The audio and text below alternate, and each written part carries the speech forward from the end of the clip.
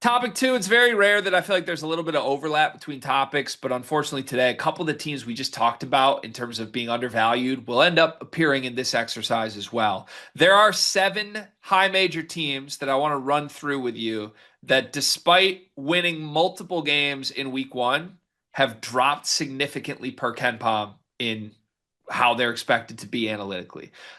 This also was, I found this because Isaac Trotter tweeted this. So shout out to Trotter, who does amazing work over at CBS Sports. So I want to work through these, starting at the bottom of the list and work our way up to the top teams.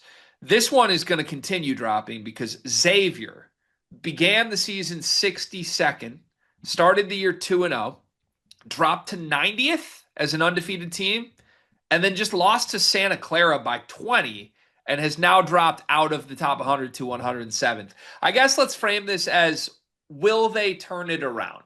Xavier is now 2-1, has dropped 50 spots on Ken Palm, outside the top 100 in the Big East, staring down Iowa in their next game. Will Richard Pitino and this makeshift roster, will they turn it around at Xavier? I don't think so. I really don't like the roster. I don't think they turn it around at all, to be honest with you. Yeah, I don't think there's anything to like. You look through it, it was Roddy Anderson who got a Ken Palm MVP, but they're really one-dimensional right now. There's just nobody I would point to that feels like a legitimate high major quality player. So I'm selling low on Xavier. I think this team's a disaster. Next up the list is Michigan's opponent on Tuesday night. By the time you'll be listening to this, it will be after this game. We'll have another data point that we don't have currently. Wake Forest is 2-0 coming into the Michigan game, but they've fallen from 49th preseason on Ken Palm to 66th. Will they turn it around? No. I think the ACC is a lot better than like we thought in the beginning of the year. I think Virginia's pretty good. I love Virginia Tech, my guy Neo.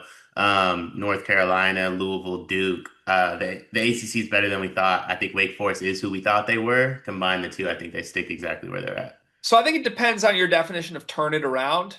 I don't even know what's going to happen in the Michigan game. Wake Forest might cover in that game, and or they might get blown out. Either way, I think they're going to be like top five in the ACC to me, but that doesn't make them like an NCAA tournament team. So if I had to bet like 66th on Ken Palm, I think Wake finishes like around 50. So in a small sense, that is a turn it around. It's just not going to be like anything overly impressive. I think Juke Harris is really good though. The sophomore breakout guy. I think he's a star and pretty dynamic, like wing forward that nobody can deal with, that can do a lot. So keep an eye on Juke Harris. I think they'll be marginally better than it seems.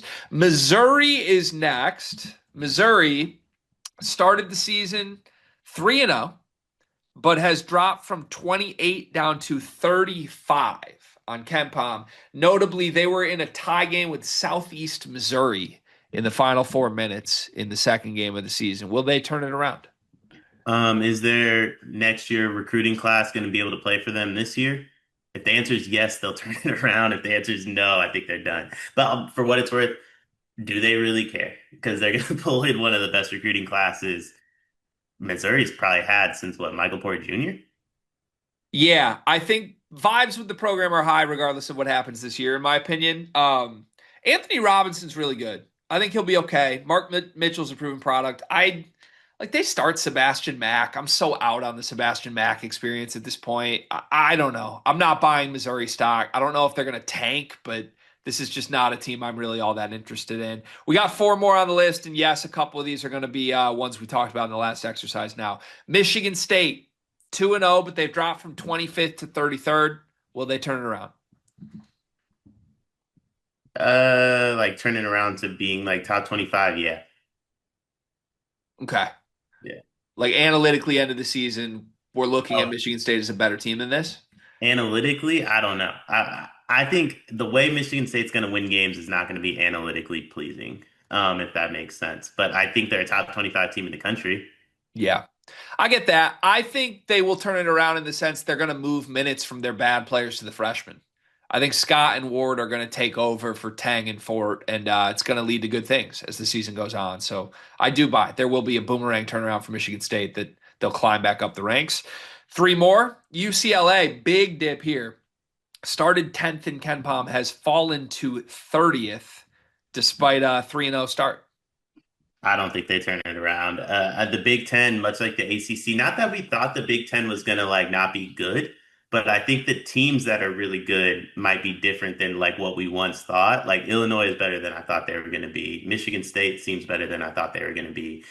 Iowa, by the way, very, very fun team. Signetti, football, basketball Signetti might be Ben McCollum in Iowa. Yeah, like I'm not. I like somebody has to fall off because of it. My guy Chad Baker Mazara has USC humming. That's the best team in LA to me. So like I think UCLA is kind of just going to be a product of a much better Big Ten. It's possible. It's possible.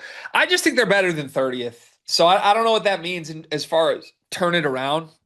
Excuse me, I'm hiccuping as this goes on. But yeah, I think they're better than 30th. I guess I would buy low on a UCLA team to turn it around if possible. Two more. Oregon is the last one we talked about, and then there's one more surprise at the top. Oregon has fallen from 35 to 53 despite an ugly 2-0 start.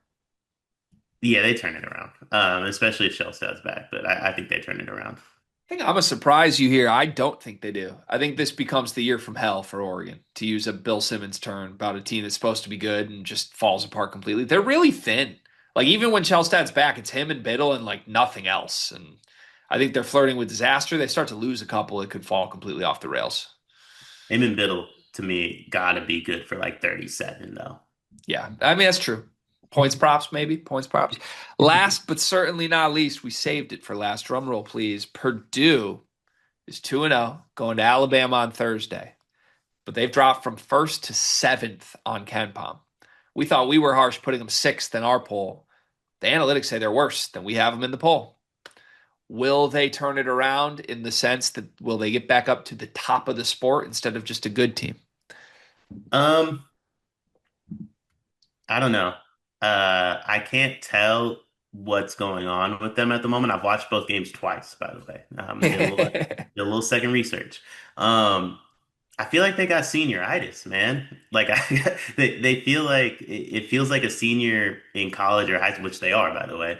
That just like a little bit like done with the college, going to class, a little bit done going to high school. You know what I mean? It feels like they have senioritis. Ultimately, I do think they turn it around, but it's hard for me to fully believe teams can flip a switch. So like I think they need to turn it around soon.